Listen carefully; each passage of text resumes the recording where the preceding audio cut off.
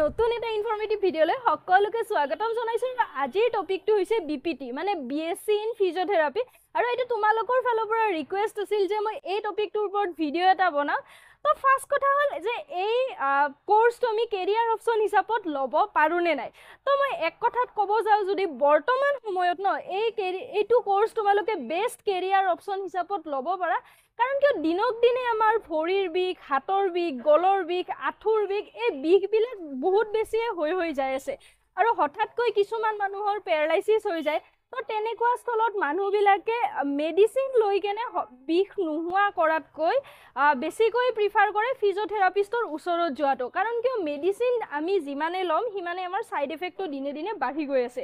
তো তেনেকুৱা টাইমত আমি অবভিয়াছলি প্ৰিফাৰ কৰিম ফিজিঅথেৰাপিষ্টৰ ওচৰত যোৱাত। তো সেইকাৰণে তোমালোকে এই কোৰ্সটো বেষ্ট কেৰিয়াৰ অপচন হিচাপত বৰ্তমান সময়ত ল'ব পাৰা।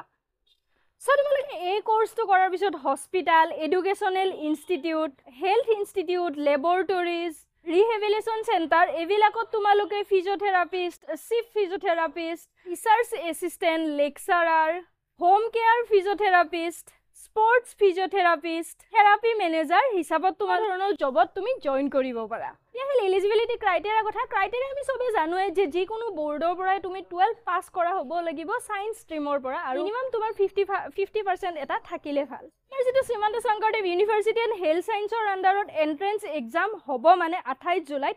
তাৰ কাৰণে এজ লিমিট এটা ধৰি দিয়া আছে, মানে এভৰি ইয়াৰ তোমালোকৰ এজ লিমিট ধৰি দিয়া থাকে। এইবাৰতো অলৰেডি ফৰ্ম ফিল আপ হৈ গ'ল, সেইকাৰণে মই এজটো তোমালোকক কৈ দিয়া নাই।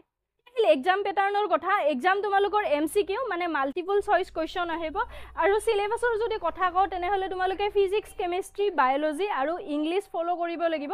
100 মাৰ্কৰ পেপাৰ হ'ব, প্ৰতিটো পাৰ্টৰ পৰাই 25 কৈ থাকিব আৰু বহুতৰ এটা কুৱেশ্যন থাকে যে মেথছ নাহে নেকি। তো তেওঁলোকৰ ফালৰ পৰা ধৰি দিয়া আছে এইবাৰ তোমালোকৰ মেথছ নালাগে। ফিজিক্সৰ পৰা 25, কেমেষ্ট্ৰিৰ পৰা 25, বায়'লজিৰ পৰা 25 আৰু ইংলিছৰ পৰা 25 মাৰ্কছ আহিব।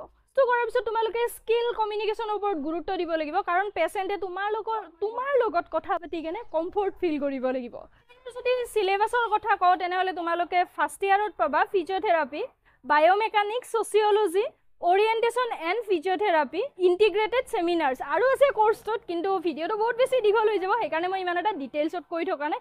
চ' 28 তাৰিখৰ কাৰণে মোৰ ফালৰ পৰা থাকিল বেষ্ট অফ লাক আৰু 16 তাৰিখে তোমালোকে ইয়াৰ এডমিট কাৰ্ড ডাউনলোড কৰিব পাৰিবা। চ' সৰু এটা ইনফৰমেশ্যন শ্বেয়াৰ কৰিলোঁ। আই হোপ তোমাৰ ভিডিঅ'টো চাই কেনে অকণমান হ'লেও ইনফৰমেটিভ টাইপ লাগিল আৰু যদি ইনফৰমেটিভ টাইপ লাগে তেনেহ'লে প্লিজ লাইক এটা কৰি দিবা আৰু শ্বেয়াৰো কৰি দিবা। আৰু যদি কিবা ডাউট আছে তেনেহ'লে মোক বিন্দাছ কমেণ্ট বক্সত জনাবা, মই যিমানখিনি পাৰোঁ উত্তৰ দিবৰ কাৰণে চেষ্টা কৰিম। আৰু তুমি যদি মোৰ চেনেলটোত নতুনকৈ আহিছা তেনেহ'লে চেনেলটো ছাবস্ক্ৰাইব কৰি ওচৰতে থকা বেল আইকনটো প্ৰেছ কৰি দিবা। আৰু যদি তুমি ভিডিঅ'টো শেষলৈ চাইছা তেনেহ'লে থেংক ইউ।